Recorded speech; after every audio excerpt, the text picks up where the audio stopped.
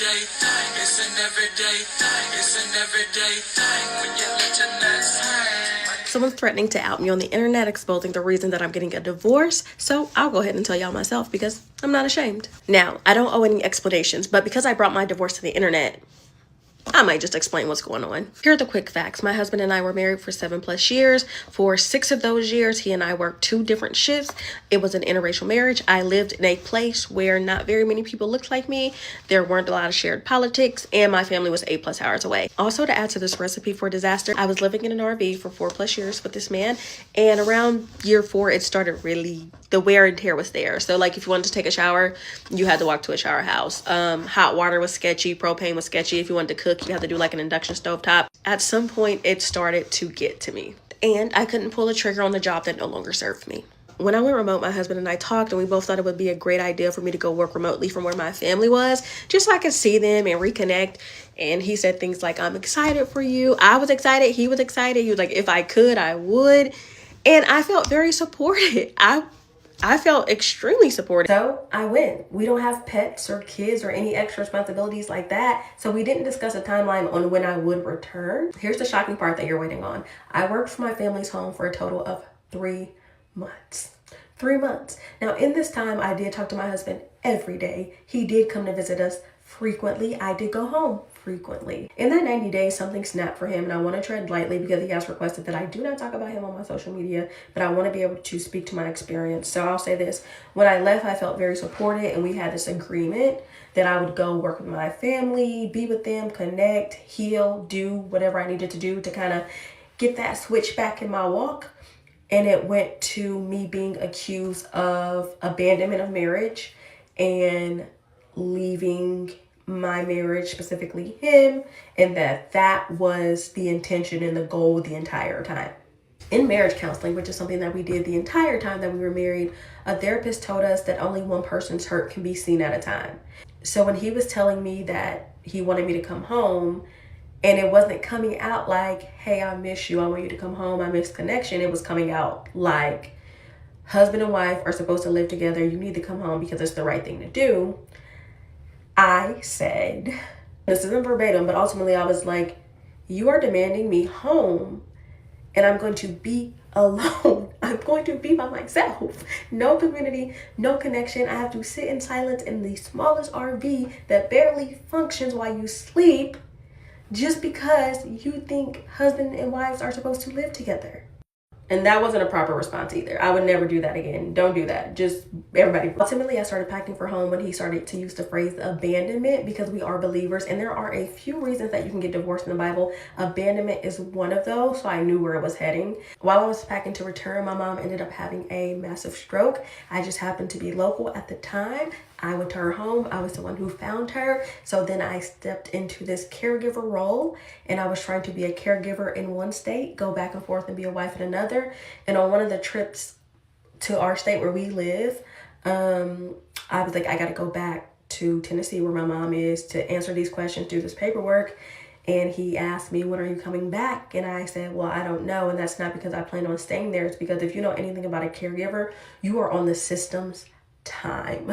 My absence was something he didn't want to go through again. So ultimately he decided to file for divorce. When I started posting about our divorce online, it was very much out of a place of hurt.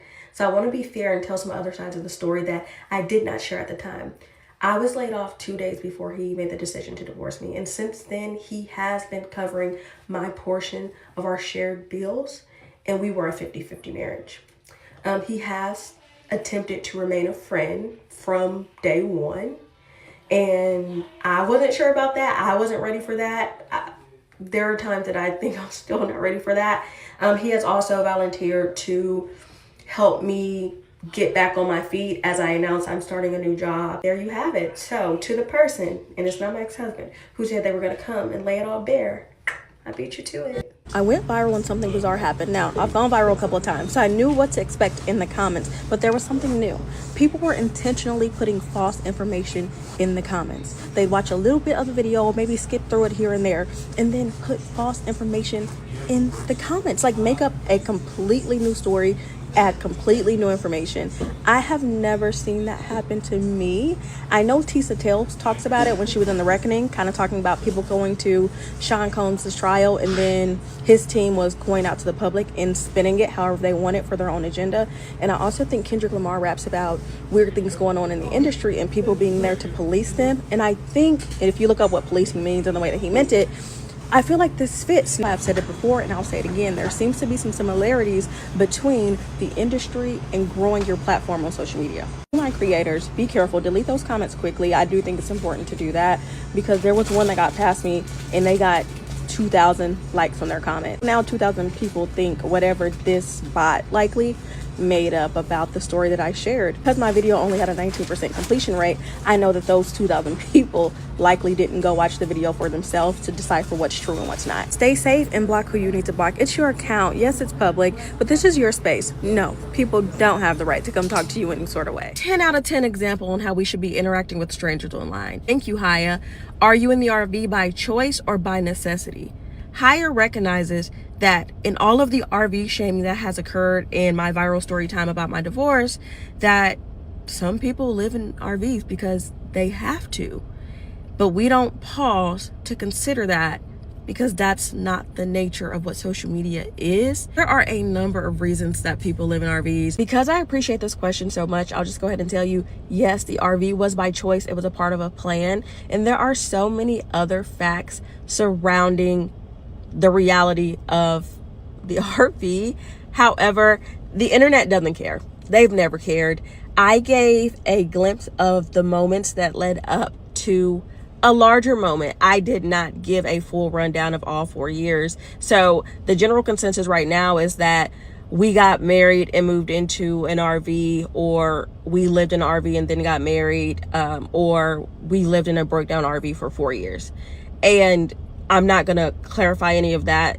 Not that it's true. It's just, I promise you, as someone who's been here a while, clarity doesn't matter. Go watch some of my other videos where I tell you people don't care to be informed or to learn. They only care to be entertained. And those are the people that the algorithm pushes your videos to the most, because it puts us in the purest form of human behavior on the internet. And that is what keeps people addicted to this. What it do, everyday people, man? It's your boy PJ. Today we back lit live on Twitch and Facebook. Make sure you follow me, Everyday PJ, on both platforms, on all platforms, even Instagram. All right, and TikTok. All right, man, let's get into it, big dog, man. Congratulations to my boy Brian for starting 2 new businesses, and A+ credit _2 is helping y'all fix y'all credit, so y'all make sure y'all follow her. She was married to a man. They together moved in a RV out to another state. I think she said Tennessee, and she was going back and forth to her hometown because she felt alone. She had a job, which I would assume was remote, seeing that they just moved to a random spot in Tennessee, and she lost her job. She probably lost her job because she was probably not stable by moving back and forth, and that could happen, needing too many days. Travel days are long and exhausting, especially if you travel after or before work. So I wouldn't recommend anybody traveling before work, because you're going to get to your job and be exhausted.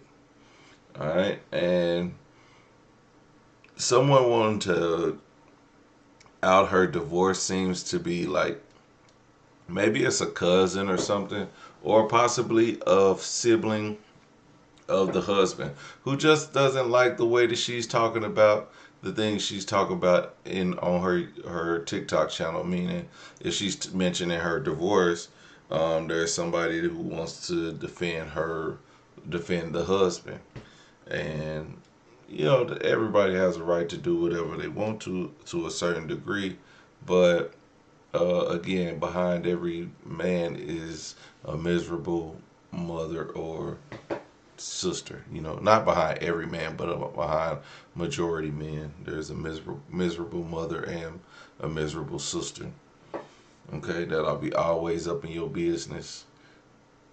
But it's also with women too. Like you always have miserable family members who don't want to see you make their daughter happy. So, or there's some that just will ignore the fact that this person is part of the problem and they just act like they don't want to do nothing because they don't want to ruin the relationship that they have with the woman, with their kid. You know what I'm saying? So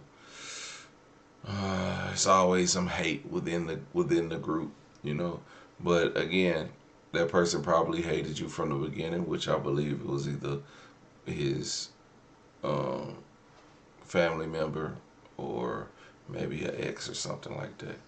But hopefully she got that out and was able to relieve some of that tension by just telling her story, and she did it in a nice way without bashing her ex, which is cool because he wanted to help her out.